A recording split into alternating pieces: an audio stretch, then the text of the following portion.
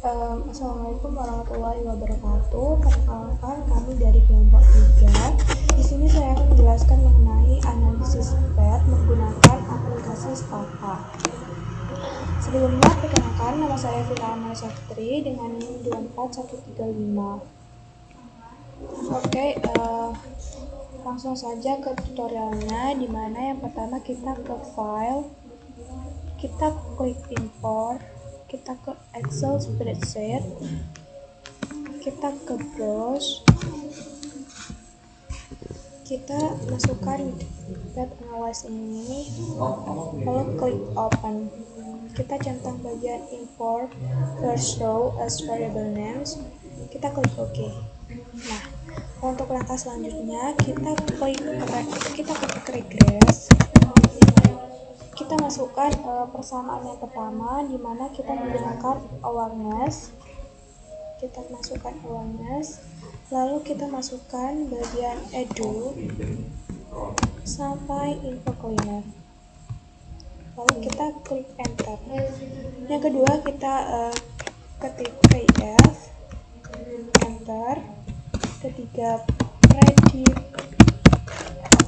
E1 receipt, enter. Head test E1, enter. Dan swift E1, enter. Lalu untuk persamaan yang kedua kita lakukan seperti sebelumnya. Kita ketik regress terlebih dahulu, masukkan persamaan yang kedua, yaitu risk perception, dan masukkan juga bagian edu sampai info cleaner, lalu di enter. VF, enter. Predict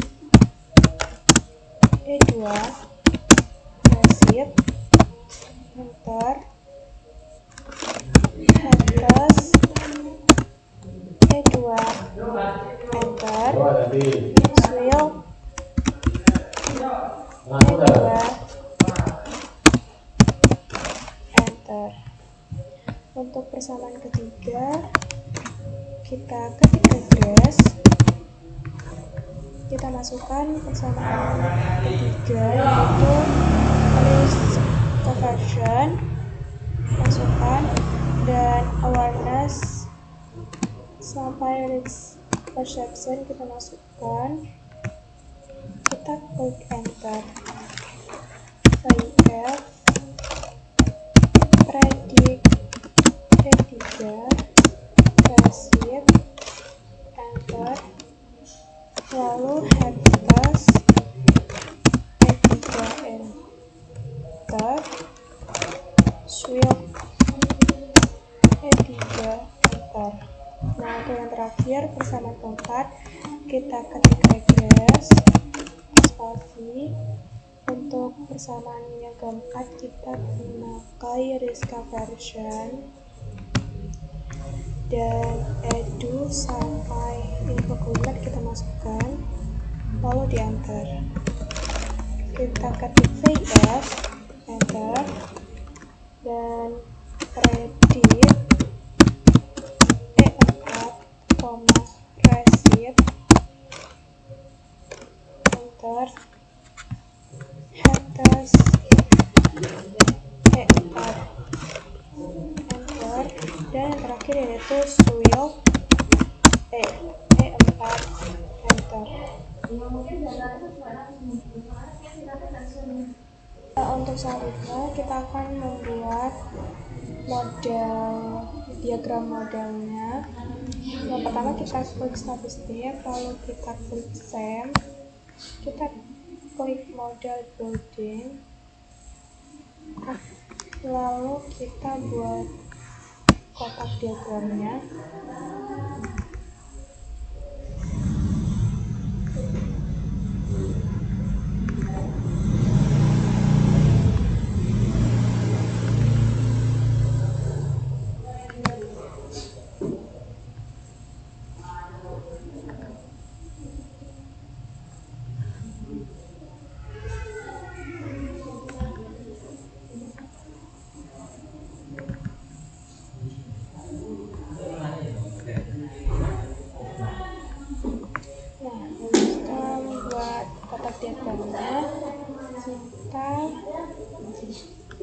dikasih nama dengan cara yaitu kita klik kotak diagramnya, lalu kita ke variabel. Nah, untuk kotak diagram yang pertama kita ke edu, yang kedua exp, yang ketiga org, yang keempat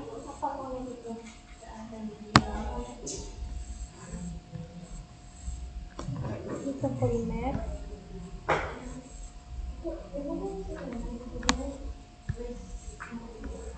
dan untuk kotak ini kita awareness, risk perception, dan untuk ini perception. Lalu selanjutnya kita membuat harapannya dengan mengklik bagian ini. Yang pertama edu ke awareness, lalu edu ke risk perception, dan edu ke risk aversion. Dan untuk exp ke awareness,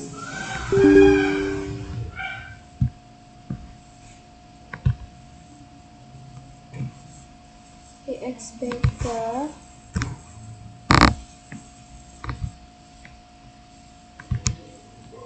ke risk aversion, dan exp ke risk perception.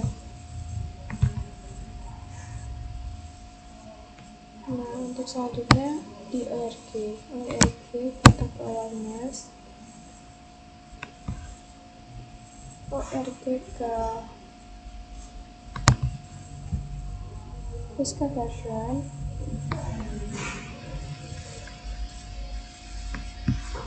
dan org ke risk perception. Dan yang terakhir infoclinet, kita ke risk aversion, ke awareness,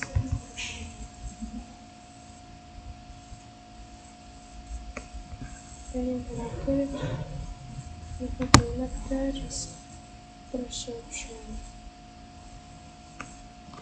Oke, setelah itu untuk merapikan kita pindahkan ke slide ini, lalu kita klik.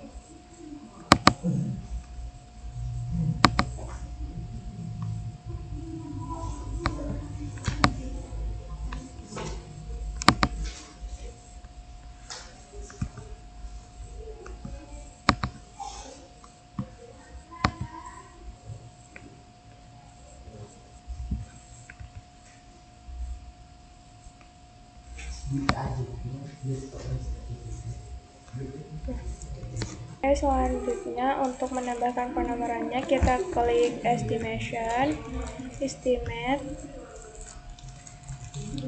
kita centang bagian maksimum likelihood, lalu kita klik OK. Nah, lalu keluarlah penomorannya seperti ini. Nah, selanjutnya untuk interpretasinya akan dilanjutkan oleh teman saya.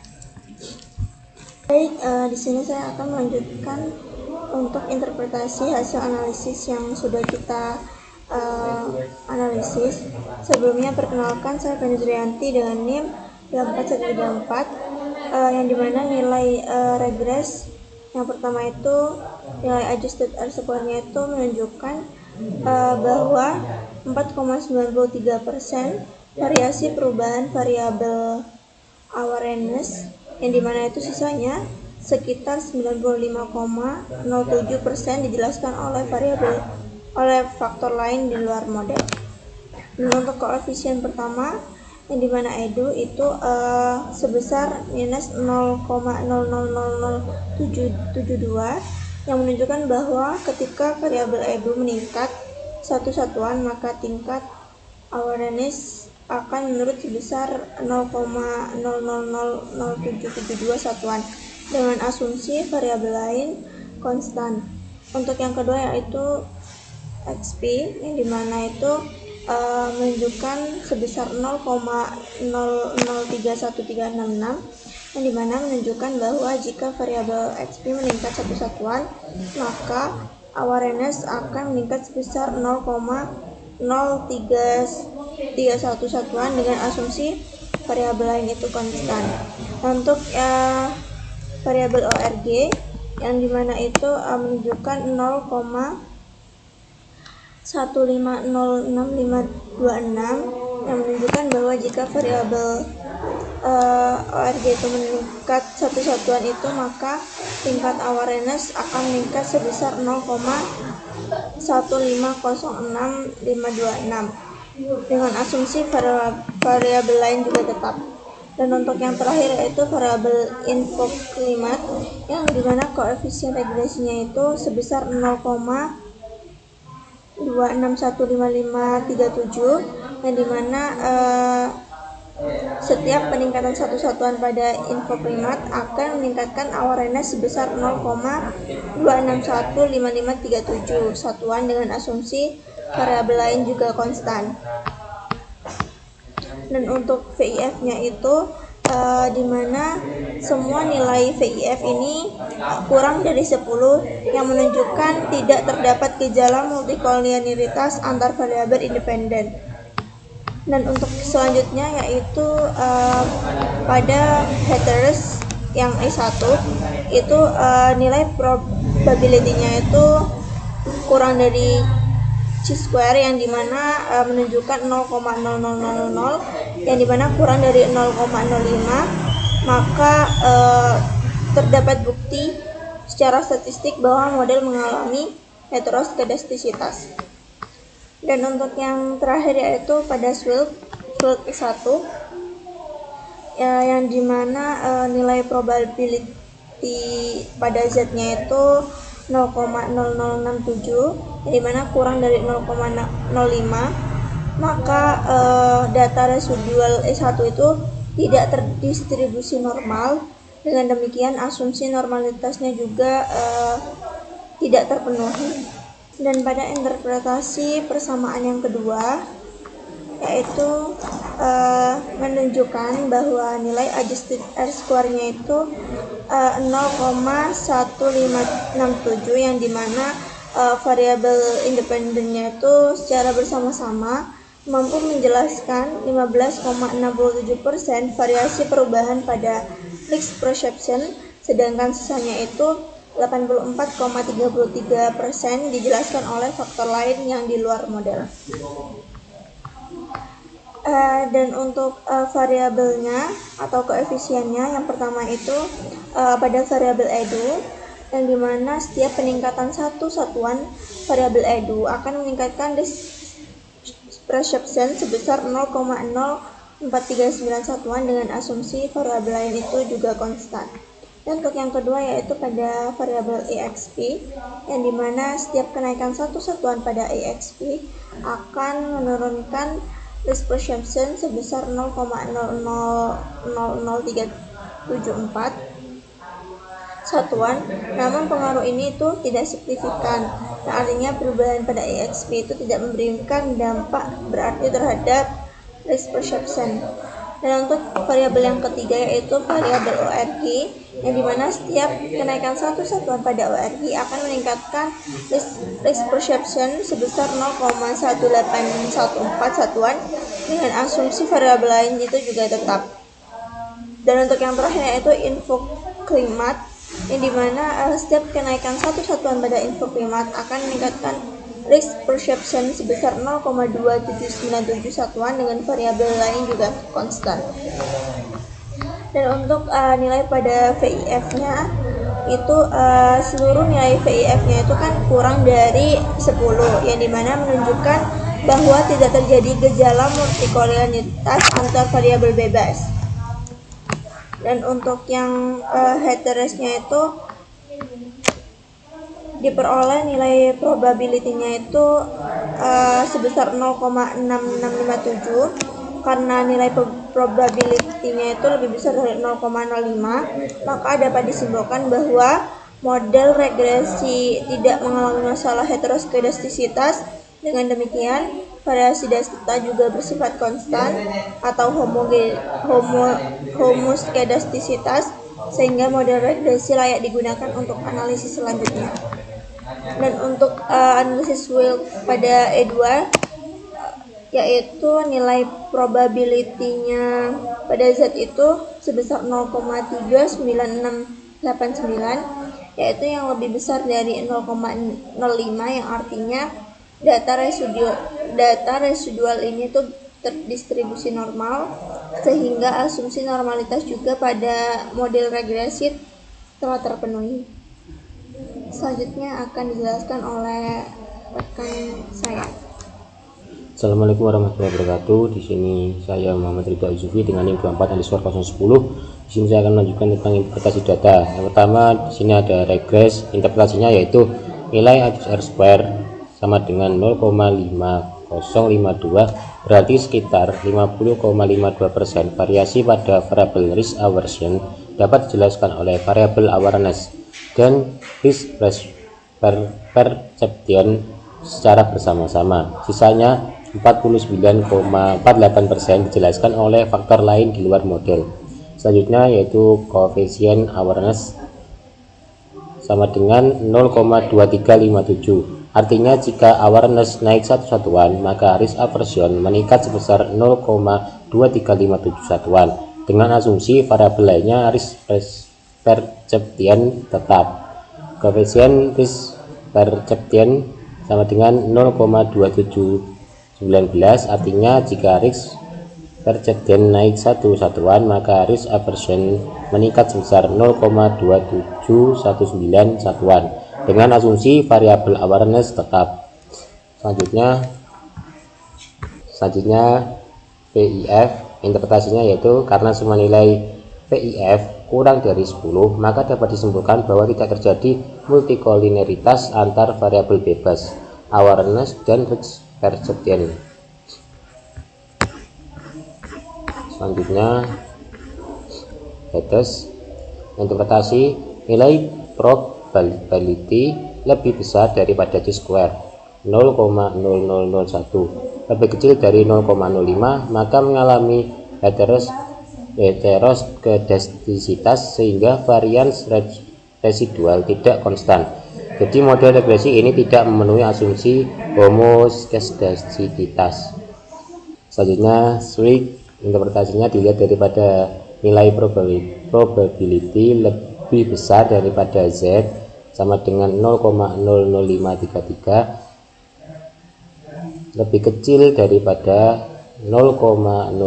Jadi data residual tidak berdistribusi normal, sehingga model regresi tidak memenuhi asumsi normalitas.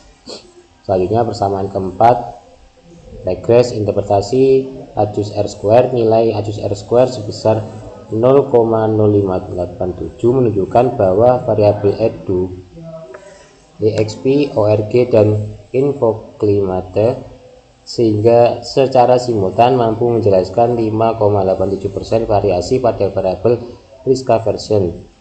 Sementara itu sekitar 94,13% variasinya dipengaruhi oleh faktor lain yang tidak dimasukkan dalam model ini. Selanjutnya nilai PIF.